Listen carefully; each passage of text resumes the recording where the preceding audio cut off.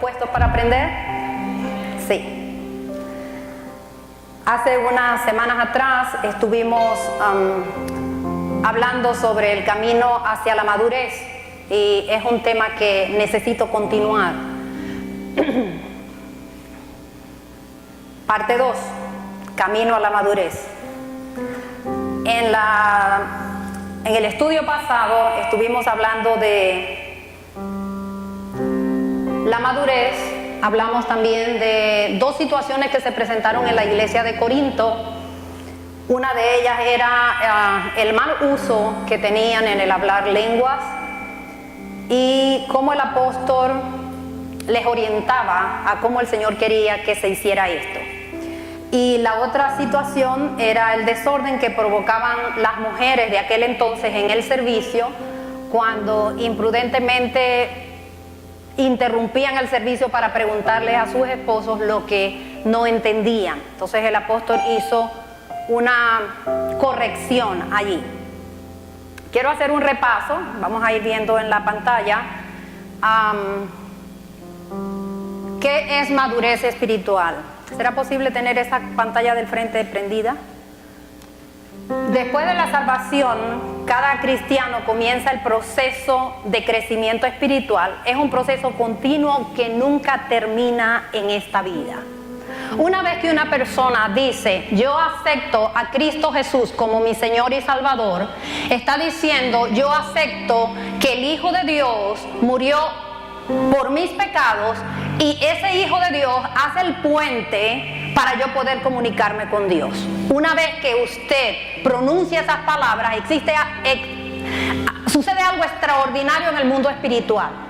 En ese mismo instante, el Espíritu de Dios viene a habitar en su espíritu. Y allí se genera el nuevo nacimiento espiritual.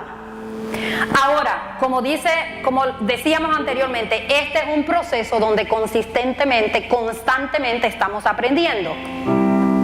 Y no termina sino hasta el momento en que el Señor nos llame o que Él venga. La madurez cristiana requiere un reordenamiento radical de nuestras prioridades, cambiando de complacernos a nosotros mismos para agradar a Dios y aprender a obedecerle. Cuando nosotros estábamos muertos en nuestros delitos y pecados, nosotros dábamos rienda suelta a todo lo que era el placer de nuestra carne, todo lo que este mundo ofrece, etcétera, etcétera. Una vez que el Espíritu Santo viene a habitar en la vida de un ser humano, la orientación tiene una dirección diferente. Somos reordenados para agradar a Dios y no para complacernos a nosotros mismos. El apóstol Pablo nos dice en Filipenses 3:12, 13, que es la próxima lámina que vamos a ver, no es que yo haya conseguido todo o que ya sea perfecto, sin embargo sigo adelante esperando alcanzar aquello para lo cual Cristo Jesús me alcanzó a mí. Hermanos, no pienso que yo mismo lo haya alcanzado todo ni logrado ya, más bien una cosa hago, olvidando lo que queda atrás, esforzándome para alcanzar lo que está delante. Aquí el apóstol, aún siendo un hombre tan erudito, tan estudiado, tan espléndido en el conocimiento de la palabra, él en este momento decía, yo no lo he alcanzado todo, yo también estoy en el proceso y cada uno de nosotros está en ese proceso. Pero una cosa hago, dice él, olvidando lo que queda atrás. Lo que pasó, pasó. No tengo que volver atrás. Simplemente me enfoco esforzándome en lo que está delante y a lo que Dios me tiene preparado. Efectivamente, el apóstol hace mucho énfasis en sacar lo que está atrás. Nadie se vuelve adulto de la noche a la mañana, ¿verdad? Eso es un proceso. Madurar requiere tiempo y una serie de circunstancias y experiencias a lo largo de este tiempo. Las circunstancias nos dan lecciones y las lecciones, si las aprendemos, nos hacen madurar.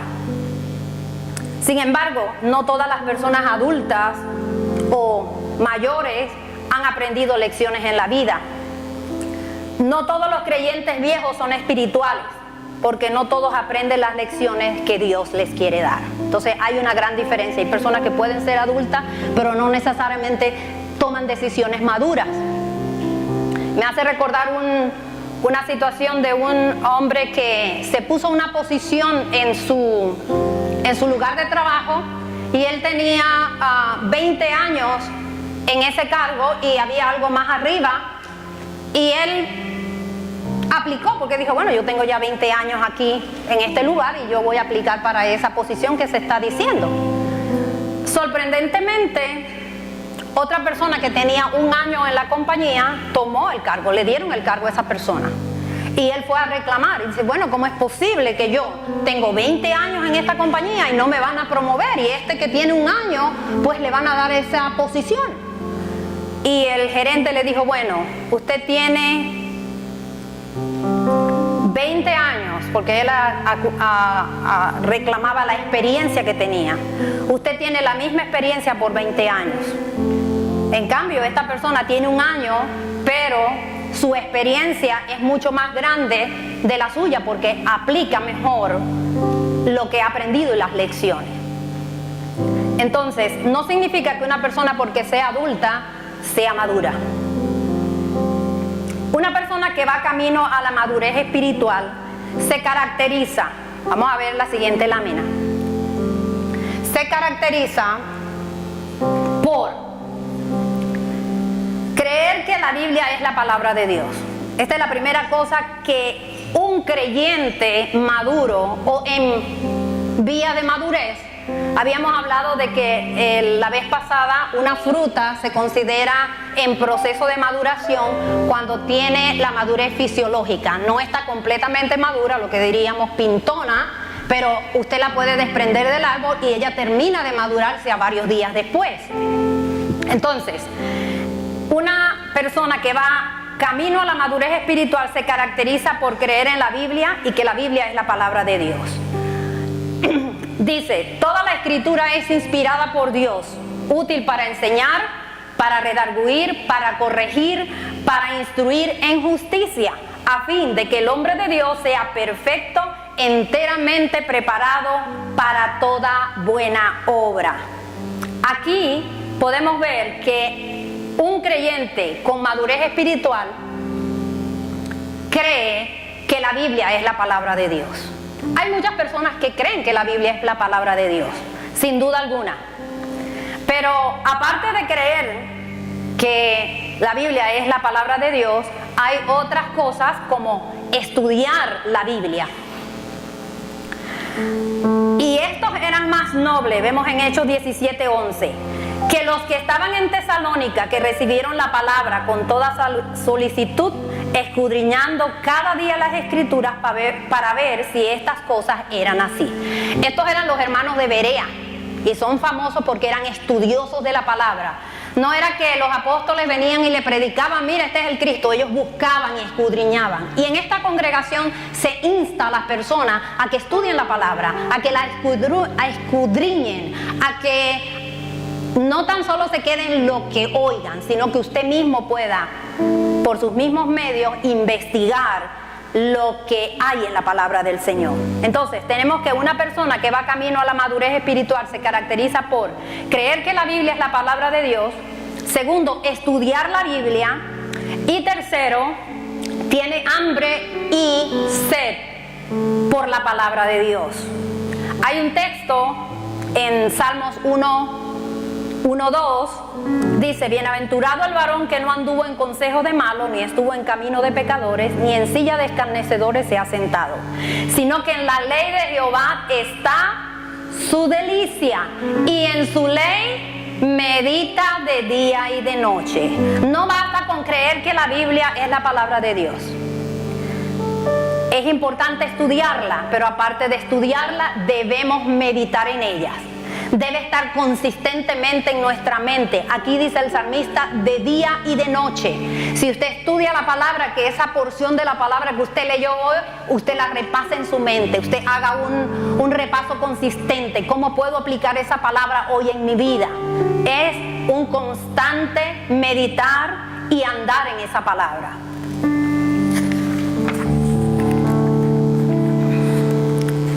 ¿Por qué es importante el conocimiento? En 2 de Pedro 1:3, vamos a ver un texto. Dice, como todas las cosas que pertenecen a la vida y a la piedad, nos ha sido dada por su divino poder, el poder de Dios, mediante el conocimiento de aquel que nos llamó por su gloria y excelencia. El conocimiento. En este país se dice, el conocimiento tiene valor. Una persona que tiene conocimiento puede ahorrar dinero, puede ahorrar tiempo, puede ahorrar muchas cosas, porque el conocimiento tiene valor. Una persona que ignora algunas cosas se va a equivocar, va a cometer más errores, va a gastar más dinero y así sucesivamente. Entonces, qué importante es ese conocimiento. Ahora, el conocimiento bíblico debe moldear nuestras vidas.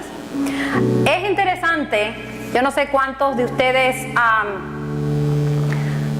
tenido la oportunidad de aconsejar personas, pero el aconsejar es un arte y tiene sus recomendaciones de parte de la palabra. Por ejemplo, el proverbista Salomón decía, no reprendas al escarnecedor para que no te aborrezca, corrige al sabio y te amará. ¿Qué quiere decir esto? Muchas veces uno va con muy buenas intenciones a darle un consejo a alguien. Mira, te aconsejo esto y esto y esto. Y la persona te va a odiar, porque ella no es sabia, ni tiene su mente abierta para recibir un consejo. Te va a odiar. En cambio, el sabio se calla, analiza y mira, déjame ver cómo me sirve este consejo que me están dando. Por ejemplo, puede ser que me estén corrigiendo y él va a analizar, oye, déjame ver qué puedo corregir en esto, déjame sacar lo bueno y déjame sacar lo malo. Pero el escarnecedor, el necio, se enoja en gran manera, discute, argumenta y no le da la gana de hacerlo. En cambio, el sabio, aunque lo estén corrigiendo, el sabio dice, lo están haciendo para mi bien. Déjame ver qué yo puedo sacar de este consejo que me están dando. Entonces, yo quiero decirles, hermanos, hoy la palabra nos trae algunos consejos. Y yo voy a hacer un pare aquí y quiero hacer una oración. Quiero que hagan una oración conmigo. Hay fortalezas muchas veces en nuestra mente que desconocemos, que rechazan la palabra de Dios cuando el Señor nos da un consejo. Y lo podemos escuchar, podemos decir, sí es cierto, pero no me da la gana de hacerlo. Entonces es porque hay una resistencia en lo más profundo de nosotros que rechaza el consejo de la palabra. Puede sucederle a cualquier persona. A cualquier persona puede sucederle. Yo voy a hacer un pare ahora. Yo quiero que hagamos una oración y usted la va a repetir conmigo. Oremos. Bendito Dios. No los oigo. Señor, gracias por tu palabra. Yo creo que la Biblia es tu palabra. Yo rechazo todo pensamiento en contra de tu palabra en mi mente. Lo echo fuera en el nombre de Jesús. Y decidimos ser sabios y recibir tu palabra. Gracias, Señor. Amén. Muy bien. El conocimiento bíblico moldea nuestras vidas.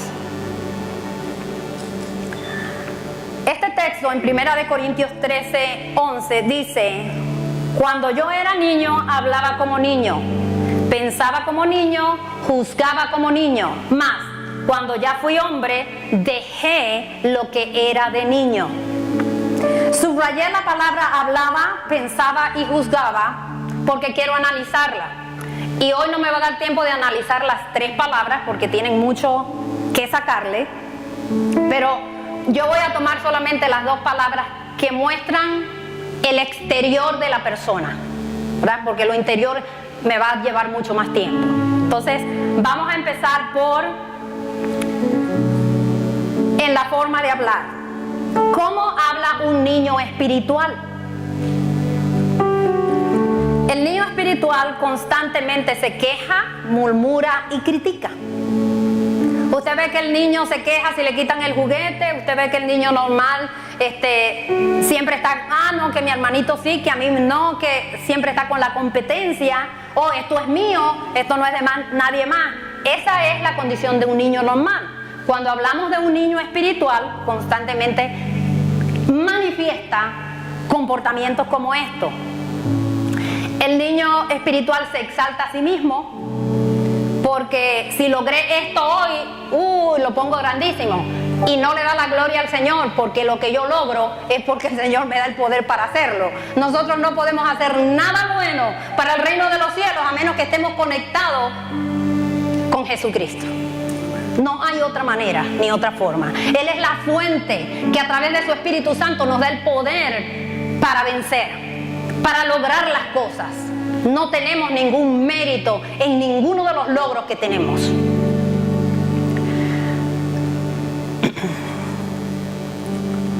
Habla con arrogancia, competencia y malas palabras. Los niños espirituales utilizan la arrogancia, utilizan la competencia. Me estoy comparando consistentemente. Lo que puedo decir de otro, lo que otro puede decir de mí, estoy en una comparación consistente. No, el Espíritu de Dios es el que nos da la capacidad para hacer los logros, y la competencia no tiene cavidad en la vida de una persona con madurez. Malas palabras, muchas veces nuestra manera de hablar arroja que somos inmaduros espirituales. Muchas veces utilizamos palabras que no son las acordes, y probablemente usted no la considere una grosería, pero puede ser una palabra que desanime, puede ser una palabra que descalifique, puede ser una palabra que arruine. Cuando le hablamos a nuestros hijos, eres un bruto, eres un insensato, eres un burro, esas son palabras feas que una persona madura no debe usar. Todo lo contrario, debemos construir con nuestras palabras. El andar con madurez o con inmadurez, porque estamos hablando del niño espiritual, consistentemente usted ve en una persona espiritualmente. Yo quiero hacer mucho énfasis en esto. Todo el mundo pasa por esta etapa. Todos en algún momento somos niños, ¿verdad? Cuando estamos empezando en el Señor, pasamos por esa niñez y no tenemos la madurez de poder ponernos en lugar de otro. Y pasamos ese proceso, pero no podemos quedarnos allí. Tenemos que avanzar.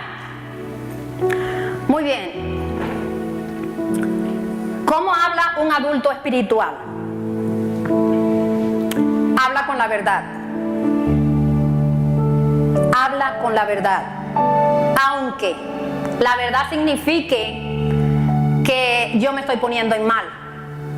Soy capaz de reconocer mis errores y admitirlos, no porque me descubren, sino porque yo por mí mismo digo, me equivoqué en esto. Yo asumo la responsabilidad del acto que tomé. Eso es una persona adulta. Los niños no toman ni asumen responsabilidades. Culpan a todo el mundo, menos asumen sus responsabilidades. El adulto habla y usa palabras buenas que edifican y animan a otros, independientemente de que la otra persona esté no hablando muy bien de ti. Tú vas a tener una palabra de ánimo. Sigue adelante, no te preocupes, eso va a pasar.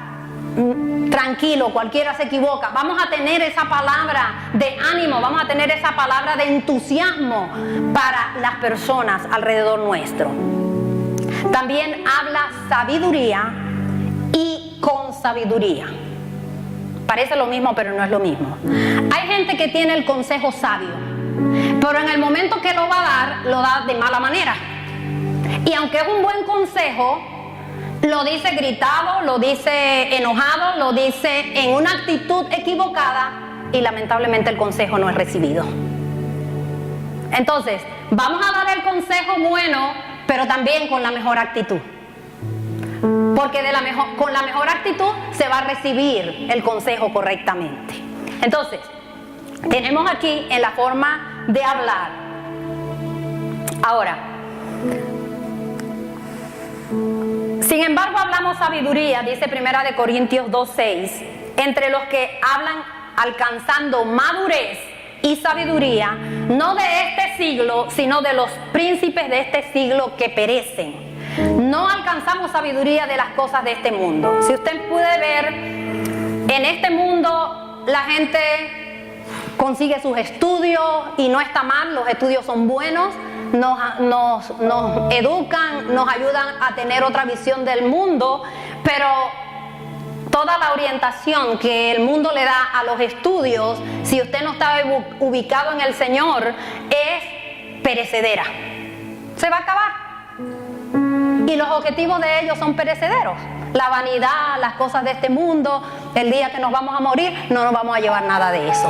Pero la sabiduría que viene de Dios es eterna. Y nosotros los que creemos en Cristo Jesús podemos disfrutar de ella. Dice la palabra de Dios en Efesios 5:19. Háblense unos a otros con salmos, himnos, cantos espirituales. Canten y alaben de todo corazón al Señor. Esas son las cosas que deben salir de nuestra boca. Por lo tanto, ya no mientan más, sino diga cada uno verdad a su prójimo, porque todos somos miembros de un mismo cuerpo. No digan malas palabras, sino solo palabras buenas que edifiquen la comunidad y traigan beneficio a quienes los escuchan. Aléjense de la amargura, las pasiones, los enojos, los gritos, los insultos y toda clase de maldad. Ese es el consejo de la palabra en Efesios 4. Y definitivamente nosotros estamos llamados a adquirir esta sabiduría y practicarla. Muy bien, pasamos al siguiente punto, la manera de juzgar. Juzgando como niños espirituales. ¿Cómo juzga un niño espiritual? El niño espiritual prefiere el entretenimiento y no el compromiso. Ok, vamos a divertirnos. Cuando hay fiesta en la iglesia voy, pero cuando vamos para vigilia, no. En la vigilia es mucha cosa allí, no, mejor vamos cuando hay fiesta. O sea, no hay compromiso, ¿verdad? Cuando se requiere, ¿verdad?, ejecutar algo para el Señor, se necesita de madurez.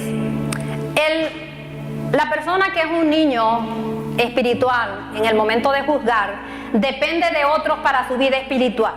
Su manera de pensar es la ley. ¿Qué quiere decir esto? Muchas personas tienen el manantial de sabiduría de Dios y tienen el recurso de la oración tan poderosa, pero entonces consistentemente están detrás de otra gente. Ora por mí, ayúdame en esto, mira que ahora que tengo esto. No oran ellos, pero mandan a otros a orar. Entonces no es que no oremos unos por los otros, debemos hacerlo, pero no debemos depender de los otros. Nosotros también tenemos nuestra responsabilidad de hacerlo. La palabra dice llevar las cargas los unos a los otros, y qué bueno que podemos poner nuestras cargas en otras personas y otros pueden ponerlas en nosotros. Ahora, es ley. Muchas personas toman enunciados en su vida y simple y llanamente dicen, esto es lo que yo creo y de ahí nadie me saca. Usted va y le da un consejo, no, es que tiene que ser así como yo digo, porque yo estoy por la palabra. Pero toman textos fuera del contexto y hacen sus propias leyes. Demandan atención, cualquiera sea la situación, pues están tratando de demandar atención. No asumen responsabilidades por sus actos, justificándose. Ya habíamos hablado de ello. No procuran dar de sus vidas por el bien de los otros. Consistentemente, pues como el niño es egoísta, de igual manera la persona es egoísta. Algunos pueden dar algo, pero se van a gloria. ¿Ustedes recuerdan el famoso 1 Corintios 13, donde el apóstol Pablo habla de que, y si yo diera mi cuerpo para ser quemado, y si yo diera todos mis bienes, y no tengo amor, de nada me sirve. Hay gente que es capaz de hacer cualquier cosa por exhibirse. por llevarse la gloria. Cualquier cosa, inclusive dejarse quemar. Muy bien.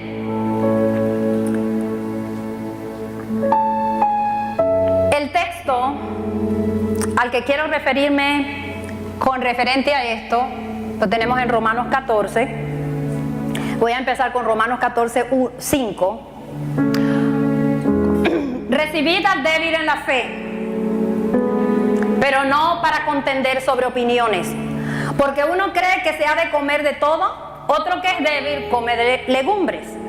El que come no menosprecie al que no come, y el que no come no juzgue al que come, porque Dios le ha recibido. Tenemos un conflicto en Roma, donde habían hermanos que decidieron solamente comer legumbres, no comían carnes. Y habían algunos hermanos que le criticaban, que por qué no comen carne, que no sé qué más. Para ellos, pues, ellos habían decidido hacerlo para el Señor, por salud, cualquiera sea la decisión que ellos tomaron. Como otros habían decidido que no importa, iban a comer carne.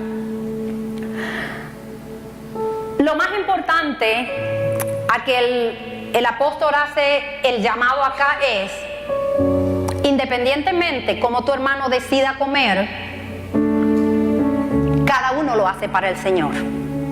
Probablemente el que come solamente legumbres tiene una cantidad de conocimientos que dice: wow, esto es saludable por esto y por esto y por esto, y lo hace para el Señor. En cambio, el que le dice que voy a comer carne también con legumbres, también tiene razones por las cuales lo hace. ¿Qué hace el llamado el apóstol? El que lo hace de esta manera no tiene por qué criticar ni hacer caer al que no lo hace igual que tú. Hace también el apóstol otra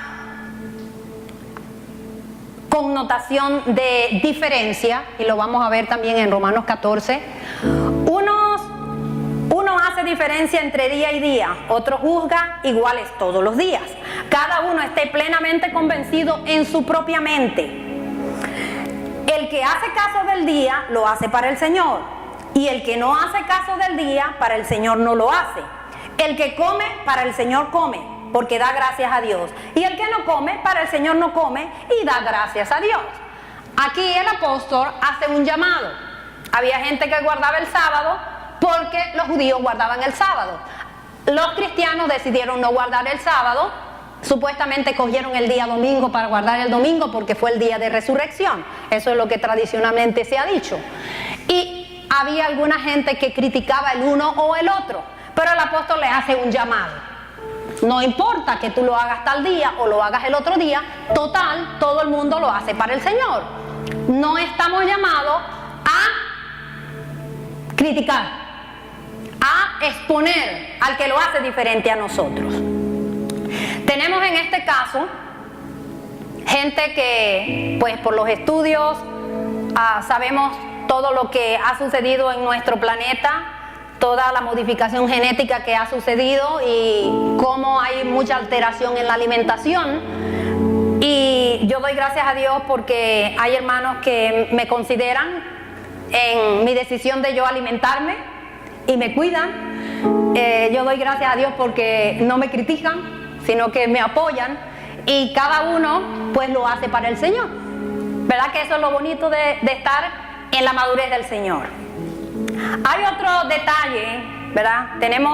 Yo escogí 3 cosas: la forma de comer, los días o las maneras de hacer las cosas. Hay gente que celebra Semana Santa, hay gente que no la celebra, hay gente que celebra Navidad, hay gente que no, y dependiendo los objetivos con que lo hace, nosotros debemos ser respetuosos, ¿verdad?, de lo que las personas deciden hacer. Por supuesto, siempre que esté en la línea del Señor. Hay otro detalle que es bastante controversial y que yo quiero traerlo. La mujer debe vestirse como hombre. Esta es una cosa que se ha preguntado muchas veces, y yo quiero hacer un estudio sobre esto. En la antigüedad, ¿cuál era la diferencia? La diferencia era muy poca. Los dos vestían túnicas Las de las mujeres eran un poco más coloridas y más largas que las de los hombres, pero los dos vestían vestidos, si vamos al caso, túnicas. Antiguamente esta era la manera de vestirse. ¿Qué pudiéramos llamar si los dos, tanto varones como hembras, vestían de la manera parecida? Porque usaban túnicas. Había una diferencia. Cuando en Deuteronomio se habla de esto, se dice que históricamente muchas mujeres se vestían como hombres y para hacer el trabajo de prostitución, y por eso se le recomendaba que era maldito para una mujer que se vistiera como hombre, porque esa era la intención. Ahora, a medida que ha ido pasando y evolucionando el tiempo, podemos mirar, por ejemplo, en la Edad Media, la gente se vestía de esta manera. Ya menos túnicas, más a vestidos, y fue evolucionando la manera de las mujeres vestirse.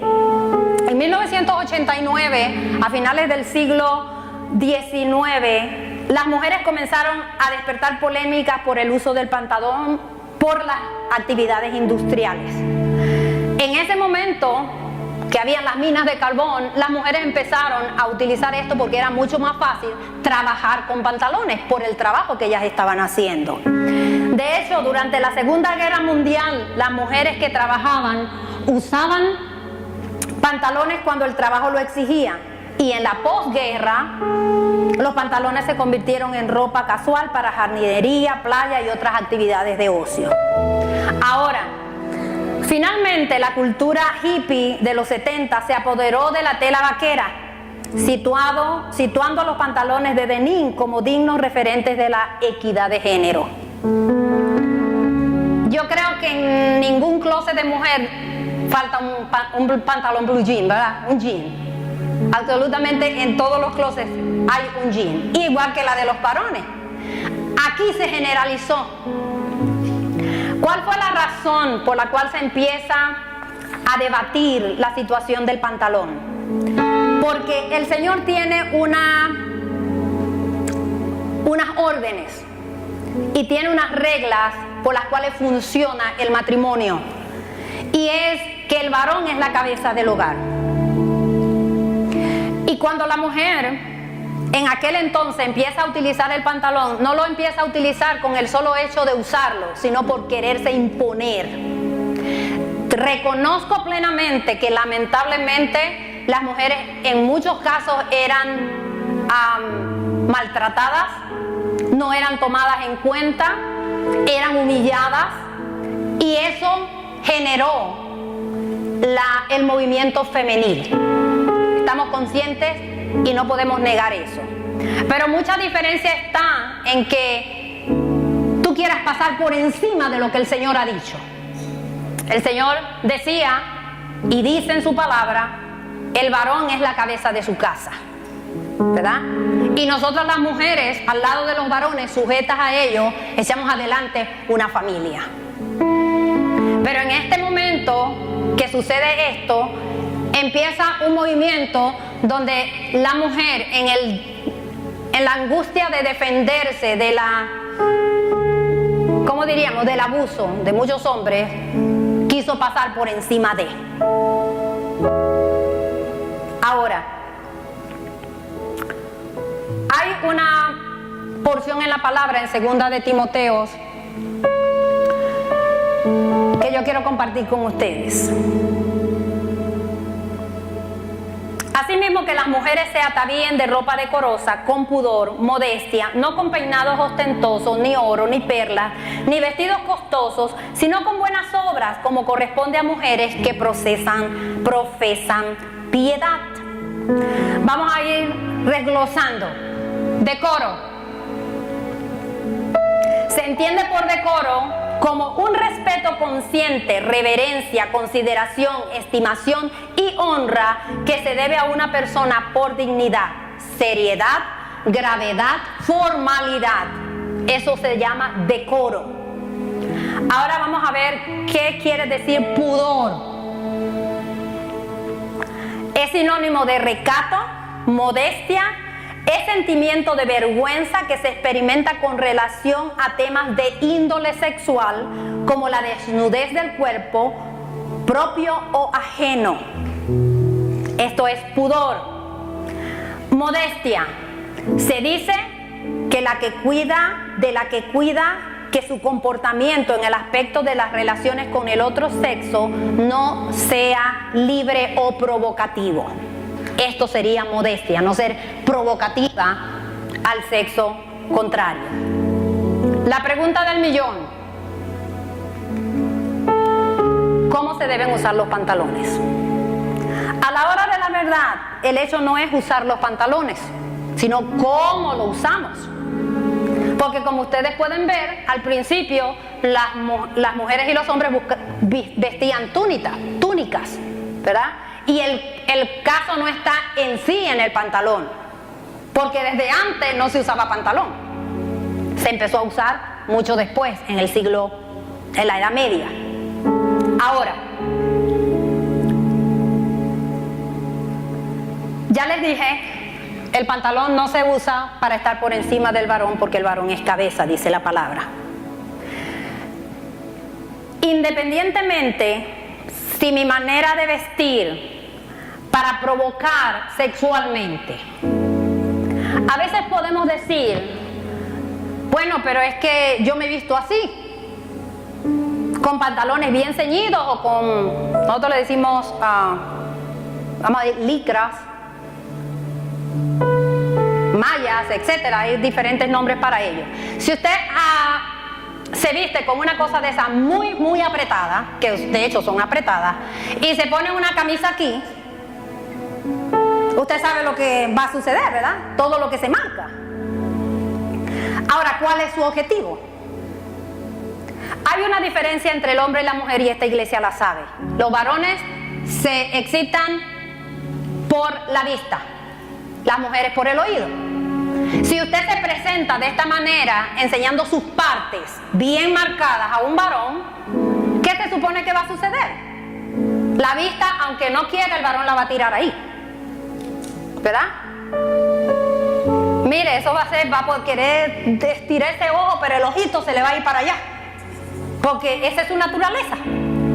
Y los hombres me dirán si yo estoy mintiendo. Los hombres me dirán si yo estoy mintiendo, ¿verdad? Ahora, ¿qué sucede? Cuando el Señor le dice a los varones, allá, no adulterarás, pero el que mire a una mujer para codiciarla, ¿por qué? Porque el varón no solamente mira una sola vez y ya, como nosotras, ¿verdad? Nosotros miramos, ay, qué guapo ese hombre, pero ya. Pero el varón, si la mira dos, 3 veces, se le fue demasiado. Aquí el pensamiento. Entonces, ¿por qué vamos a poner en provocación a nuestros hermanos sabiendo que esa es la situación de un varón? ¿Verdad? O eso, vamos a hablar de pantalones o de la estrechez de ellos, pero también podemos decir de una minifalda o de un escote donde se me vean partes de mi cuerpo. Pues el mundo es normal. Y nosotros podemos ver inclusive personas que se visten con su pantalón decente, pero la camisita queda aquí al ras. En lo que asó aquí, se le vio todo esto aquí. Y la persona sabe, porque le entra airecito a uno cuando uno alza la mano aquí, le entra frito. Sabe que se está viendo, sabe que está mostrando, ¿verdad? Entonces, ¿con qué intención lo hacemos? ¿Lo estamos haciendo con decoro? ¿Con modestia? Yo no sé si decir tristemente o... Yo vengo de un país donde lamentablemente la mujer es muy exhibida, es muy... quiere verse bien y da lo que sea por verse bien. No sé, pero en mi país, en términos normales, una mujer va de aquí a la esquina a la bodega y se tiene que maquillar, se tiene que arreglar bien para irse de aquí a la esquina. Es imposible que vaya a salir bien arreglada, ¿verdad? Es parte casi cultural. A veces no es tan bueno. Ahora, no estoy diciendo, tú eres una mujer casada, lúcele a tu esposo. Lúcele a tu esposo. Sé bonita para él. Hazlo para él. Viste para él. Ahora, tenemos el caso de varones mujeres que son capaces de decir, no, es que mi esposo me manda a vestirme así, con una aquí, que cuando me siento se le ve hasta la entraña, ¿verdad? Y me pregunto yo, ¿de verdad, varones, usted quiere exhibir a su esposa así? O sea, yo para mí, si un hombre quiere exhibir a su esposa de esa manera, hay algo que está raro. Porque yo quiero proteger a mi esposa, yo no la quiero exponer si yo soy hombre. Yo no quiero que hay algo distorsionado, ¿verdad? Que me luzca a mí, digo yo, si yo fuera hombre. Lo digo porque el mío piensa así. Pero, ¿con qué objetivo nos vestimos de esa manera? ¿Estamos siendo cuidadosos, decorosos, tanto en el uso del pantalón como en el uso de la ropa? Yo no digo que hay momentos en que usted anda usted tranquilamente puede usar una licra y puede hacerse un blusón que le tape, porque de que son cómodas, uy, son súper cómodas. Comodísimas, yo las uso, pero uso un blusón más largo, ¿verdad? Probablemente no es mucho lo que yo pueda tentar por mi cadenita de huesos, pero prefiero, tú sabes, evitar estos asuntos. Bueno, la identidad. Mujer, ¿quién tú eres? Si tú sabes quién tú eres, templo del Espíritu Santo. Tu cuerpo es templo del Espíritu Santo. Entonces, ¿qué tú haces con tu cuerpo? Quiere decir que no tienes una identidad, porque si yo quiero enseñar cualquier parte de mi cuerpo, soy una persona insegura, soy una persona que tiene algún tipo de complejo, que quiero mostrar más porque, pues, para que vean quién soy yo. Porque si yo me he visto así, yo estoy diciendo, mírenme. ¿Cierto o no? Si yo me estoy vistiendo de una manera provocativa, yo estoy diciéndole al mundo con un cartelito, mírenme. Es posible que haya sido tradición y que yo considere que, bueno, me he acostumbrado así y no me imagino cuán delicado es si yo soy un siervo o una sierva del Señor. Pero para eso estamos aquí, para aprender, ¿verdad? Para eso está la palabra, para enseñarnos. Para que nosotros podamos andar como hijos de luz, como hijas de luz. Entonces, si tu identidad es que yo soy hija de Dios, a imagen de Dios creada, entonces yo voy a reflejar quién yo soy. Yo no soy cualquiera. Usted no es cualquiera. Usted es una sierva, un siervo de Dios. Y los varones que ni se me escapen, porque hay varones en este mundo, en este tiempo, que se ha hecho una promoción que enseñar los músculos, que no sé cuánto, y tú sabes, ¿no? Enseñando ese cuerpazo y esto. También se les mete a la vanidad a los varones. Y mira, aquí estoy, diciéndole a las chicas, aquí estoy. Entonces, no se me escapan tampoco, porque ese cuerpo que usted tiene es templo del Espíritu Santo. Y usted está casado, usted no tiene que estar enseñándole su cuerpo a otro que no sea su esposa. ¿Ok? Ni está exhibiéndose con otra. Así que, yo les digo una cosa y aquí la palabra lo dice. Varones, su cuerpo le pertenece a su esposa desde la punta del pelito hasta el piecito. Y esposa, su cuerpo le pertenece a su esposo desde el cabellito de arriba hasta su piecito. Usted quiere estar con su esposo, usted quiere lucirse en su casa con él, póngase lo que usted quiera ponerse. Ese es su derecho, ¿verdad? Va en familia, va ok, cada cosa tiene su tiempo y su forma. Vamos a ver qué nos dice Primera de Pedro. Considerando vuestra conducta casta y respetuosa, vuestro atavío no sea el externo de peinados ostentosos, de adornos de oro o de vestidos lujosos, sino el externo, el del corazón, en el incorruptible ornato de un espíritu afable y apacible, que es de gran estima delante de Dios. Mujeres castas. respetuosas.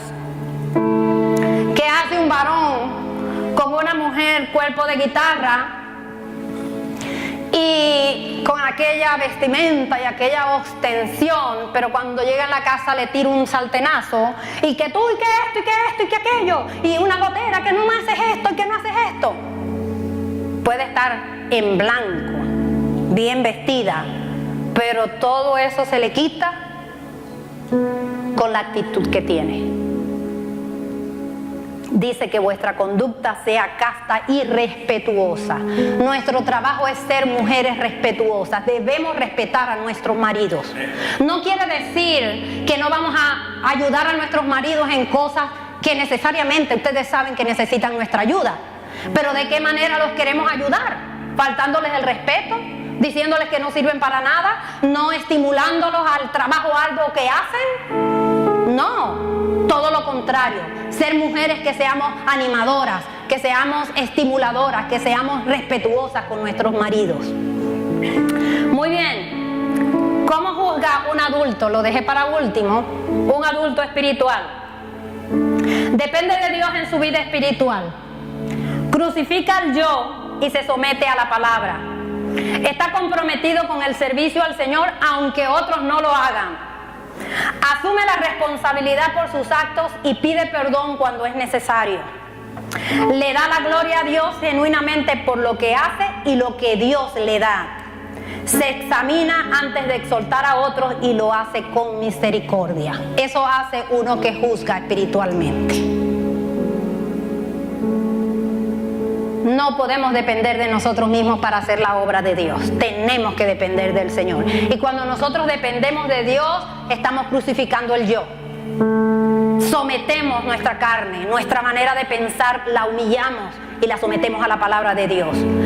Estamos comprometidos para servir al Señor en cualquiera sea la necesidad que se presente. Cualquiera sea. Desde barrer, limpiar un baño, hasta ir a visitar a un enfermo, lo que sea, estar con esa disposición de servir al Señor, cualquiera sea donde se nos necesite. Asume la responsabilidad por sus actos. Una persona responsable dice, sí, dije esto y no lo dije bien. Discúlpame, perdóname. Soy capaz de asumir mi responsabilidad, responsablemente mis actos. Le da la gloria a Dios genuinamente. Hermanos, no tenemos nada. No tenemos nada que Dios no nos haya dado. Siempre lo he dicho, hermano, la inteligencia, porque tú no naciste mongólico, con síndrome de Down. ¿Tú tenías el poder para hacerlo? A Dios le plació que tú nacieras con todos tus cromosomas completos. Tienes la inteligencia y la capacidad porque Dios quiso que la tengas. Y si usted entiende eso, su inteligencia no es porque usted es inteligente porque usted le da la gana, es porque a Dios le dio el gusto de darte esa inteligencia, darte la capacidad de aprender, darte la habilidad que tienes para lo que sea que hagas, porque cada uno Dios nos dio habilidades. Entonces, démosle la gloria a Dios. No hay nada que no tenemos que no venga de parte de Dios. Todo lo bueno, inclusive las cosas que nos hemos ganado por el trabajo nuestro, nos las ha dado Dios. Porque ¿quién nos da la fuerza para el trabajo? La inteligencia para hacerlo, la consistencia.